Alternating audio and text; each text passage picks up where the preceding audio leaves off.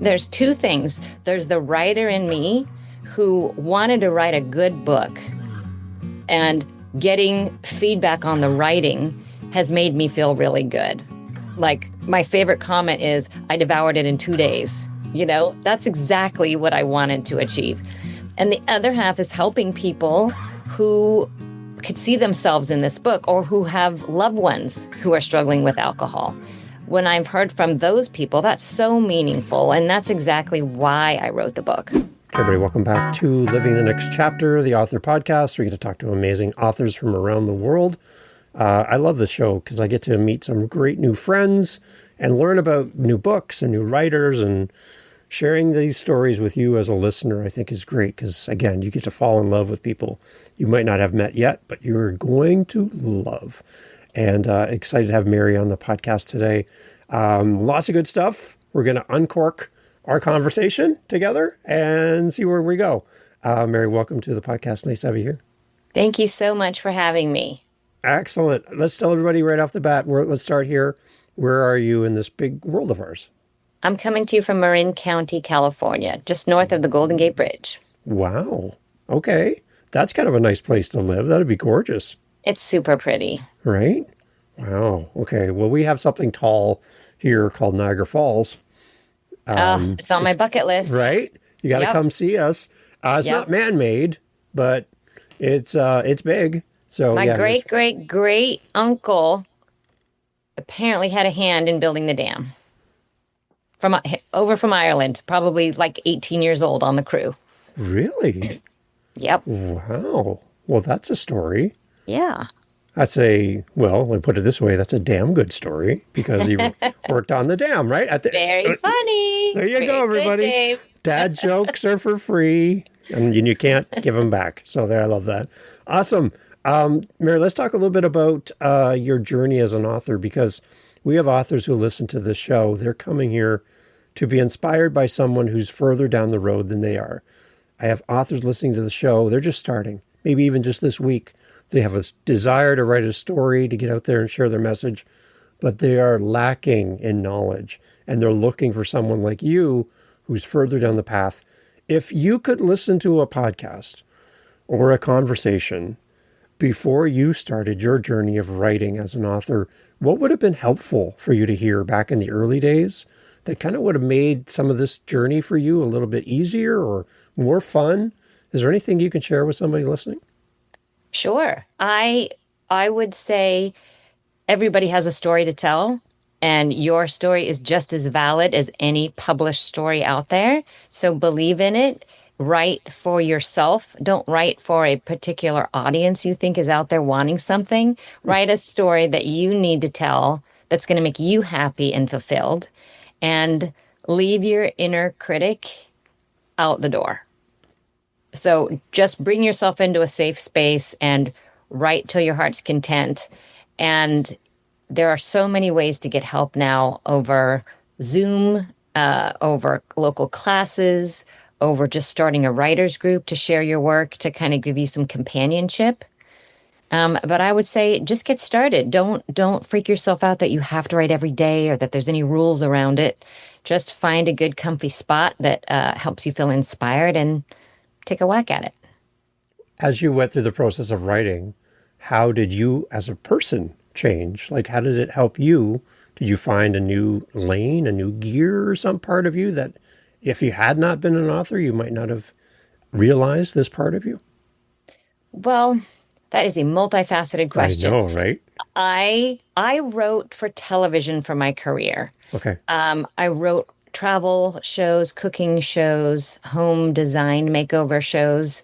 So I had a very different experience with writing. It was collaborative, right? There was a crew. I was the producer / writer, and there'd be an audio person and a video person and the on-camera people. And then I had a boss, and my boss had a boss. So I had to churn out a script every couple of weeks and immediately get it redlined, and have to fix it on a deadline and move on. So I developed a thick skin really quickly, which I think is important. It's important as a writer of books or essays to know who to get your advice from, right? Assuming you're not going to have a boss. You don't want to just take anybody's opinion, but you want to really see what soaks in with you. So when I went from writing for other people's voices to writing for my own voice, I just had to make space that there were no rules. I wasn't writing for television, so I could cuss if I want. I could have a deep internal monologue because I didn't have to have any video to support it. Right. So, and giving myself space on the page to explore my emotions and my experiences, because I wrote a memoir, I think validated for myself what I had gone through.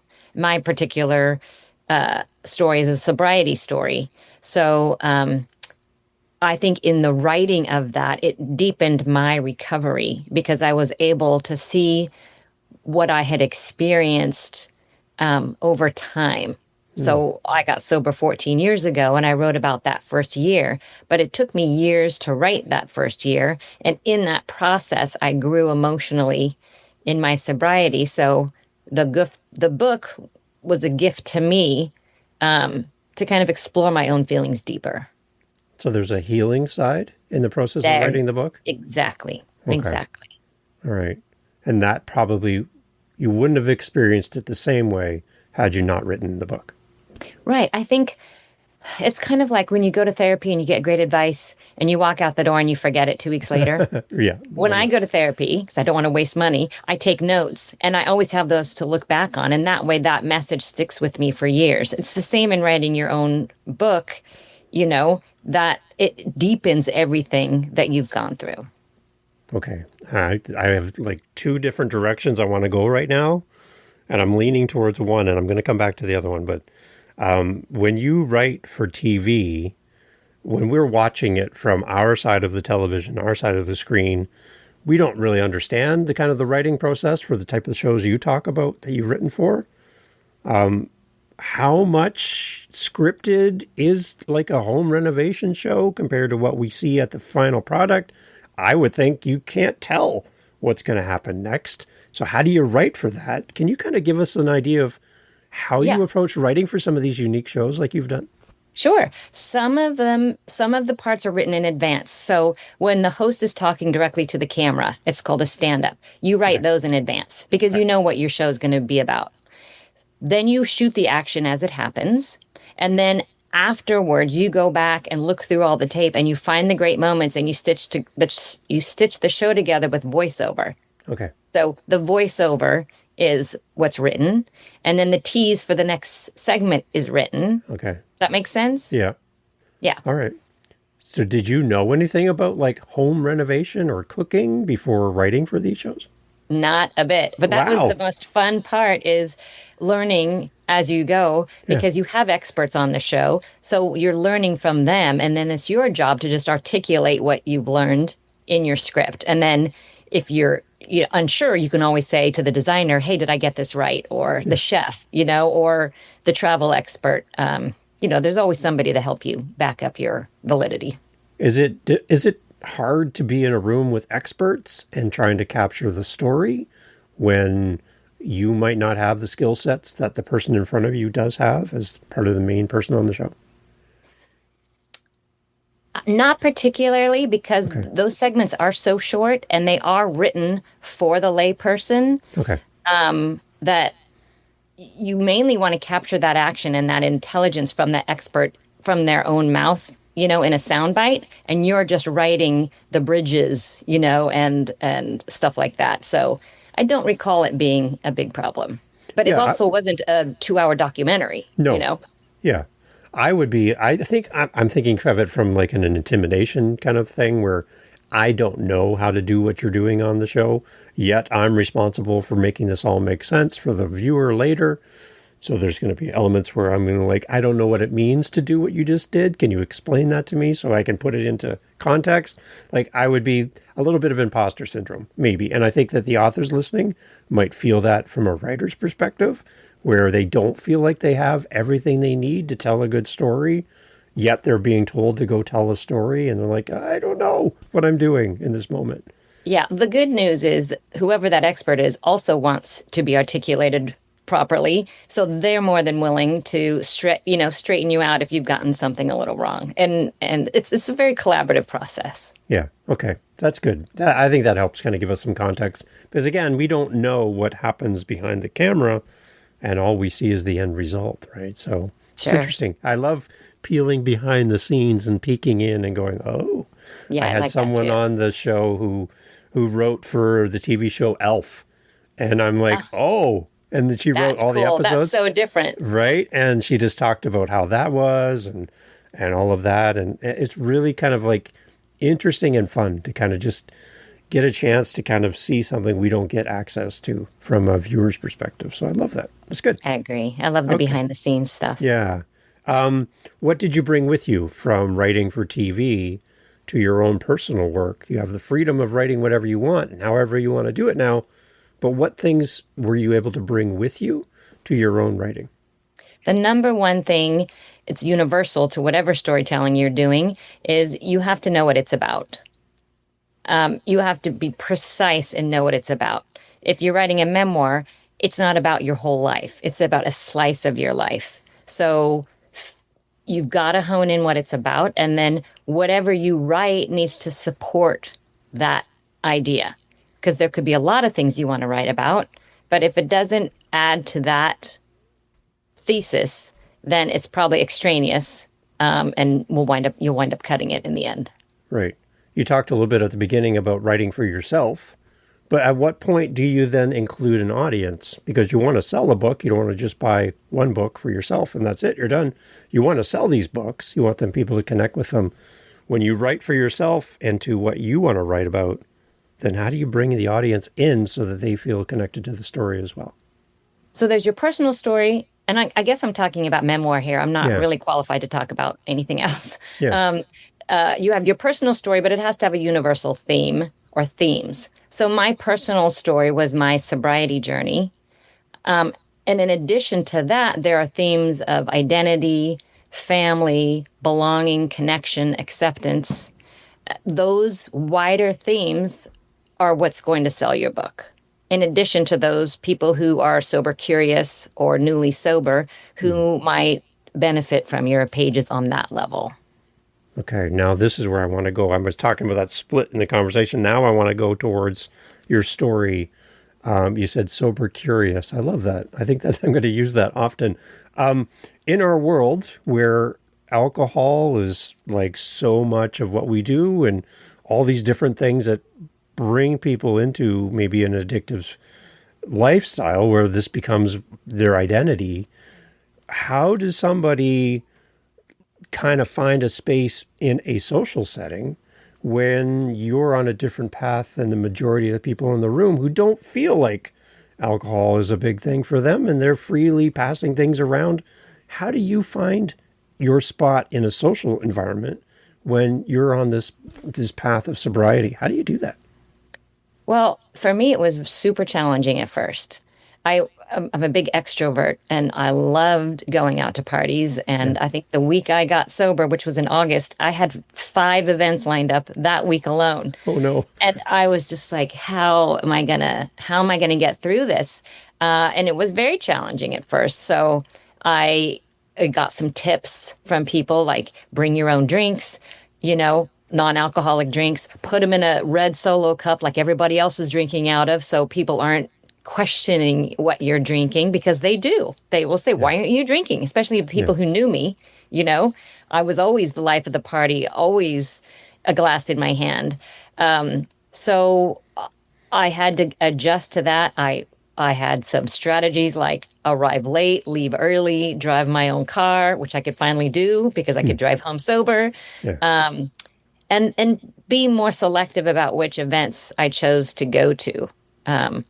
And then, I always used to think 100% of people were drinking. And then I would start looking for the non-drinkers in the crowd and be like, okay, maybe I could talk to them and they'll be on the same level as me instead of the loud yahoos in the corner, speaking really loudly and repetitively, which used to be me.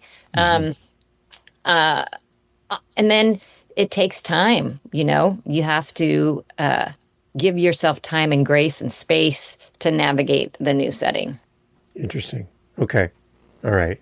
I love that. So for people that are listening, and maybe this is part of their journey, where they're trying to figure out like how to interact in these social settings. Then, beyond what we've talked about already, what other things can we do?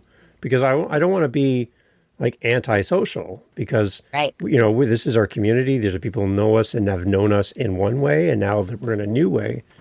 How do you communicate with people to tell them that you're on this new journey? Is that really up to us to tell people that we're doing this, or is this a personal story that we're developing on our own?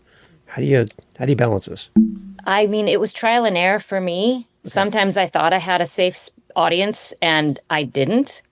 They'd be like, you can't have just one, or Oh, you don't drink any more than we do, And I was like, whoa, because I was so fragile in it that that was that was scary.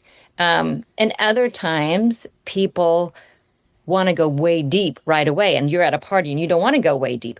Oh, that's so good for you. How did it happen? Was there something? Did you hit bottom? Like, they don't understand that they're asking you super personal questions, and this is right. not the appropriate place to deliver it. So sometimes I just wound up fibbing at the beginning, saying I'm on antibiotics, or I'm just taking a little break, or I'm not feeling well. And if it was a more intimate setting, I did not have as much of a problem being honest with them.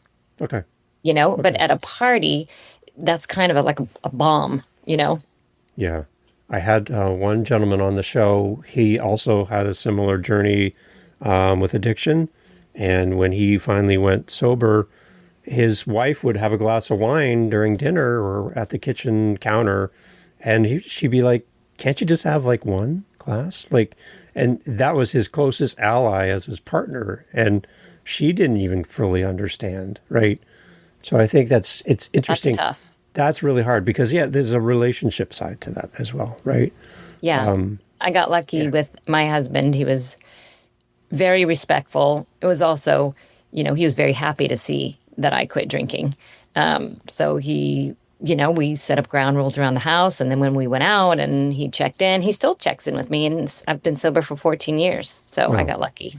Excellent. So let's talk, Mary, to the person that's listening who's at the beginning of their journey with sobriety.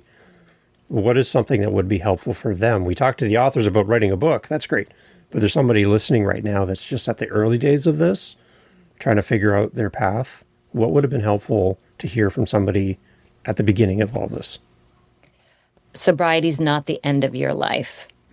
It's hard at first. Once you get your sea legs, things get so much better. Like, all just waking up on a Saturday morning without a hangover, without shame or guilt of what I might have done the night before, being present with my kids, not having stress in my marriage, being able to spend time with myself and enjoy my own company and have self-acceptance and feel proud.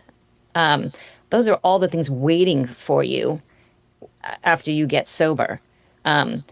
I would say what helped me the most in those early days was community.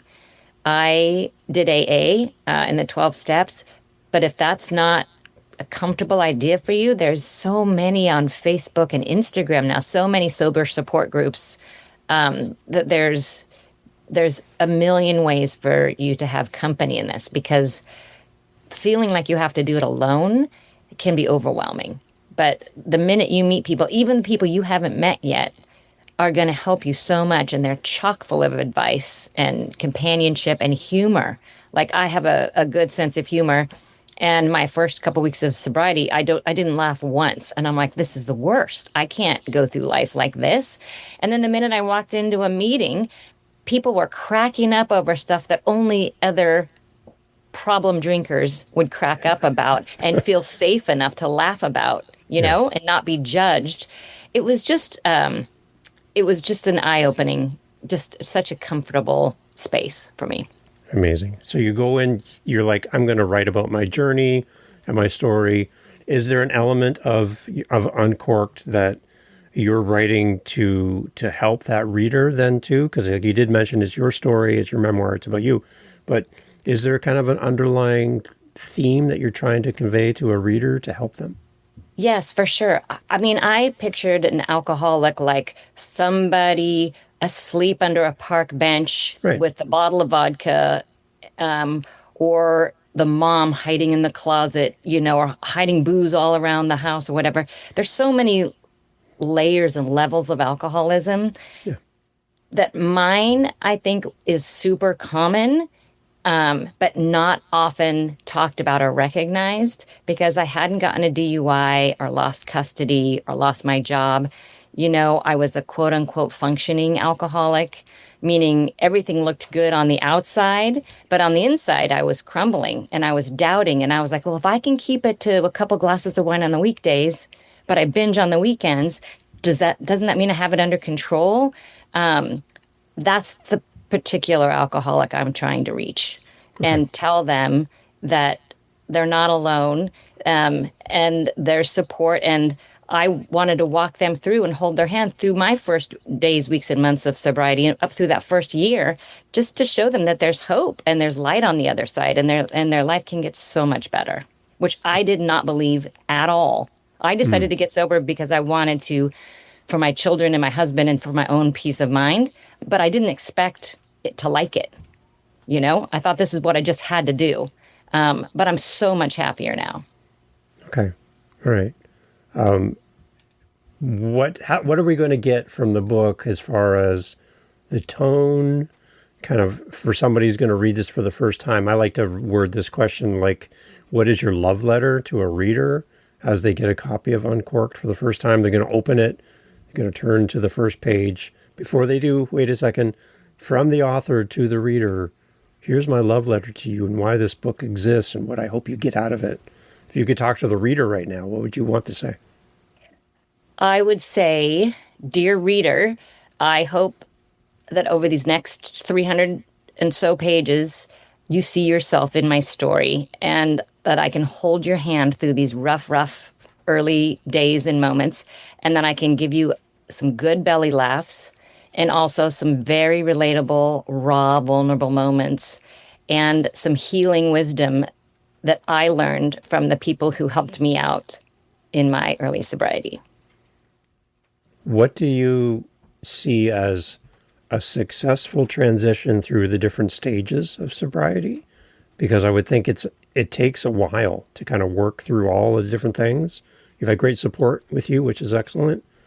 But can you kind of outline some of the steps, maybe the early steps that you went through on your journey of sobriety? Yeah, I think the earliest ones were the hardest for me. Okay. Admitting I was powerless over alcohol and my life had become unmanageable. I was so determined to be like, no, I'm not that bad. So being able to surrender that, yeah, alcohol had control of me. I didn't control my alcohol and I didn't like how my life was going. So just being able to surrender to that, that was really important. Having that sober community, starting to believe that there is a me in there that was so drowned in alcohol for so many years, that there is a me in there who can thrive without alcohol. And you just have to give yourself grace and time and find your trusted people and let them in and let them help you. And then meet new people who you will trust in your sobriety journey, because it's the people who are also struggling or have struggled that will really get you and get you through.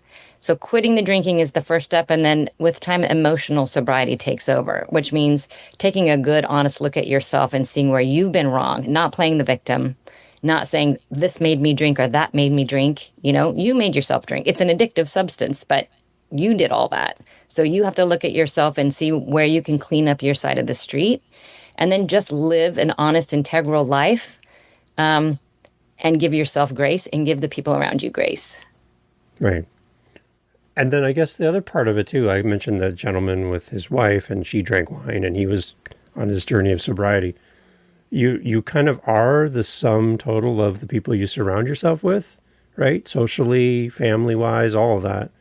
So as you get on this journey of your sobriety, do people closest to you feel maybe judged that well, you're on this path, so are you judging me because I drank alcohol and now that's uncomfortable that we have this thing now between us, and maybe I'm, as somebody who casually drinks, feeling a little bit judged that, well, here's Mary and she's better than me, or she's on this journey, or now I'm looking inward going, well, what about me? Maybe I'm like, did you find some problems with your own social circles as you went down this path? A lot of my friends, because I did surround myself with drinkers. Yeah. A lot of my friends did have to take a moment and be like, wait a minute, I need to check my own drinking. But we were close enough that they could do that in front of me, with me, verbally. And they were like, no, I think I'm okay. Or, maybe I could cut back a little bit. There were only a couple people who I think our friendships dissipated because Yeah. I stopped drinking. And I think they might have been uncomfortable drinking around me because Right. they were uncomfortable with their own drinking. But that's my opinion. I don't, I didn't call them out on it, because if they Yeah. didn't want to hang out with me, they didn't want to hang out with me. Right. Yeah.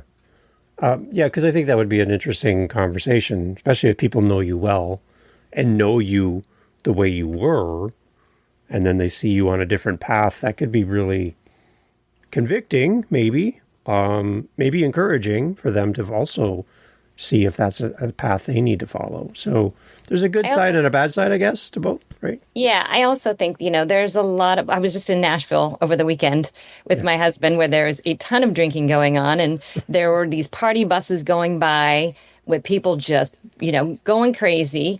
And I said, I don't begrudge them their fun at all. If that's something they can do, a once a year annual getaway, or, once in a while, hats off to them. How fun, Yeah.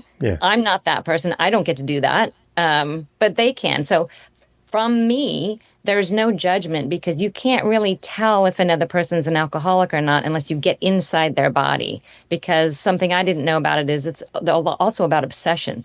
I was thinking about drinking all the time.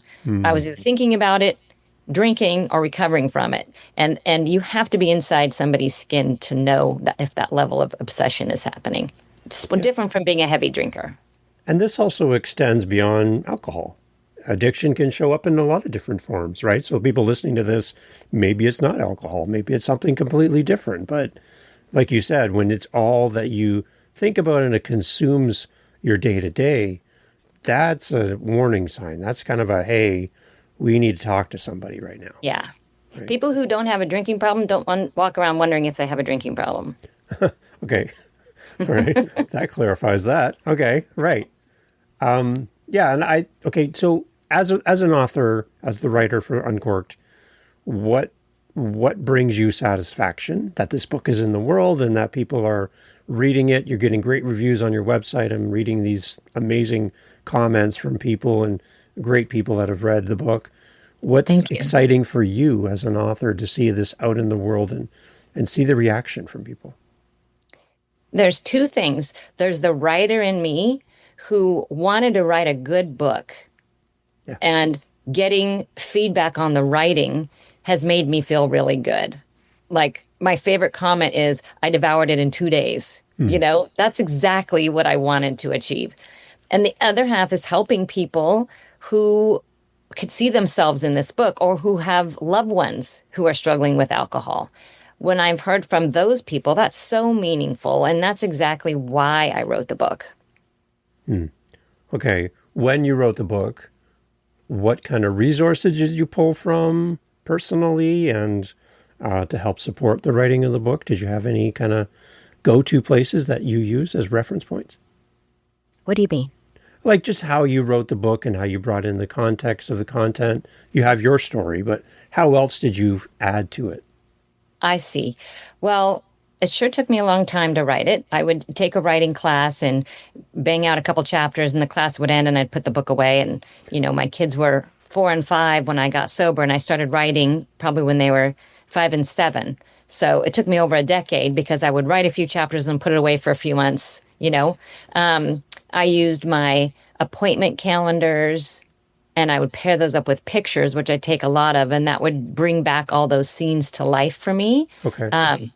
And I'm a ruminator, which is normally a bad thing. But when you're a writer, it's a very good thing because when bad things happen, I roll it around in my head so much that it's kind of set in stone. So it was very easy for me to recall those moments and write the scenes. I think my television background helped me write dialogue really easily because I'm used to hearing. Also because you could only write to video and television. I think I'm a visual writer, so I was, it was easy for me to work in the five senses. Also because I took so many pictures. Yeah. So I took classes, and then I wound up getting a Master of Fine Arts in Creative Writing in 2022. I did a 2-year program once my kids were in high school to really finish that book. And then you know, I had beta readers give me feedback on it. I had a editorial assessment done. So an editor gave me 11 pages of notes. That was all I could afford. I couldn't afford a developmental editor. Like I had no idea it cost money to write a book. This was supposed to be my hobby because I had quit my paying job. Yeah. So I put all that together, and when I felt like the book was really tight, I cut 30,000 words. I got it as tight of a story as I could. Then I submitted it to a publisher and got accepted. Well, as a parent, as your children age and get into that age when alcohol does become an option for them, what is your hope for your kids based on your story and your own personal experience? How do you navigate that as a parent? I'm in it. Yeah. I'm navigating it. My kids are in college. I'm very transparent about my struggles and that my side of the family has the gene, and there's a chance they could, that the more alcohol they pour into their bodies before they're 25, the more likely it is they're to become addicted. So, but I can't, they don't live at home anymore. Right. I can't live their life for them. It's just like telling them to put on sunscreen because you don't want them to get skin cancer. They're going to listen or they're not going to listen. Yeah. So they have to go through their journey, and at least they know they have a sympathetic ear in me if, they hit trouble, and they can follow my example. But I'm just like every other parent. I'm just going to worry about my kids until, well, I hope I stop worrying someday, but I hear that's not the case. No, I know. Yeah, it kind of hangs around. Have you been open as a parent with your kids about your journey and your sobriety? Do they understand kind of your story through your lens to them? Sure. I was age appropriate, transparent with them. So when they were little enough to ask what meetings I was going to, very little, I would say I'm going to mommy meetings to help me be a better mom. Good. And then when they got to middle school, I told them what alcoholism was and that I had it and that they're susceptible to it. And then in high school, I was like, okay, guys, here's the deal. Try to limit. I'm sorry, I've lost what your real question was. Yeah, just kind of how you demonstrated this and shared your story as they aged. Right. Then they get into the college age. Yeah. It's So going to be more frequent and available for them, right? they each went with me to get my sobriety chip. One went with me last year, one went with me this year. So they've been to an AA meeting. Wow. They have my book. My daughter's read it, and my son is somewhere through it. But they're in the book. So I was, said it's really important to me that you guys read this before everybody else does. So know what's being talked about your mom. Yeah. But they're proud of me, and they stood up for me at a book reading, which I hadn't even thought they would. They grabbed the microphone and said to the audience how proud they were of me. So that makes me really happy. Wow. I love that. That's amazing. I like that. And then the other part of AA that I think people might not understand if you've never been to a meeting is the support that they have for family members, for people that are dealing with their addiction and looking through their sobriety. There's supports for your family members as well. Yeah, that's the their outside, right? Al-Anon. Right. And then adult children of alcoholics. Yeah. Yeah, So there's lots support of for them too as well. I like that. right? It's good. As you celebrate the book and all the amazing reviews again that we talk about on your website, it's really great. We'll have a link for your site in the show notes. But as you celebrate, I'm curious, and it's kind of the title of my show, Living the Next Chapter. Do you have a desire to keep writing, to keep sharing stories? Anything that we can look forward from you as a writer in the future? I am open. Good. This book was a burning desire for Yeah. me. So I felt like I just typed it, like it kind of just it needed to come out of my body and onto the page. I haven't had that next, I gotta write it thing. I've been writing some essays. So that short form feels a lot more comfortable to me than writing a whole book. Live storytelling, I wanted to try. So yeah, I'm open to anything. I wanted to take a watercolor class because I've never been good at art, and I think, who cares? Let me just do something different and enjoy it with no expectations. Yeah. Let's do this as we're kind of wrapping up here as well, Mary. The book arrives at your home for the first time. It's the first time you've had your hands on it as the author, and you get to hold the book for the first time. Can you take us back to that day? What was that day? What was it like to hold it for the first time and see a reality in front of you that this is real? It was. Here she is. Oh, come on! I like went. You smell it. All the things, all the things. There's my picture. I just couldn't believe that I was finally holding something that I had written, and then it wasn't going to disappear after the TV show aired. You know what I mean? Yeah. That it's going to stick around, Right. and that I did that. I was just a dream come true, just a complete bucket list. Ever since I read Harriet the Spy when I was a little kid, I just was like, she's super cool. That book is super cool. I want to write a book. I wonder what it's going to be about. And then when I got sober, I'm like, that's the book. There you go. I like it. Do you think that the book is going to help open up some doors to get out, share your story in public settings and with meetings and with other people maybe that you'd love to help and support through the book? And do you think it's just going to open some doors for you? I hope so. I hope more than me. I hope that it finds people who need it. Good. I could have really used a book like this when I was newly sober, just to feel less alone and to have a laugh and have a companion. So I just hope it finds those people. Excellent. And they're And listening. thank you for letting me share today. I like it. And those people are listening right now. And that's why I love having authors like you on the show, because it's great to read somebody's story, but when there's that underlying message that there's someone to support you and that you're not alone, and it's going to be a journey, but there's great people and great resources. There's, going to the meetings, but there's also a book that you can have right there to keep you as a companion on your journey as well. I love that Uncorked is there for everyone. Yeah, thanks so much. Excellent. Let's talk about your website, Mary, before you go, so we can send everybody there. It's a beautiful website. Everyone's got to click on the tab and read these reviews. You're going to love them. But Mary, talk about your website and where we want to send listeners. Thank you. It's maryalicestevens.com, Stevens with a PH, and everything is on my website. You could also just go to Amazon and pick up Uncorked, a memoir of letting go and starting over. And I wish all the writers and the readers out there much success. Excellent. Thank you so much for being on the show. It's great to have you here. And I love the idea of the book and that your story can be shared and help so many people. So again, thank you for making time to be part of the podcast. It's great to have you here. Oh, thanks for having your podcast. I really appreciate it. You do great work, Dave. Excellent. Everyone, all the information is always in the show notes. When, not if, when you buy this book for yourself and buy multiple copies for all the people you love, leave great reviews, all right? Because I know, speaking for our authors that come on the show, they love to hear your thoughts and what resonated with you as a reader, why this book is important for you as a reader. It just reinforces. It helps sell books. I get that. But the authors love to hear your thoughts.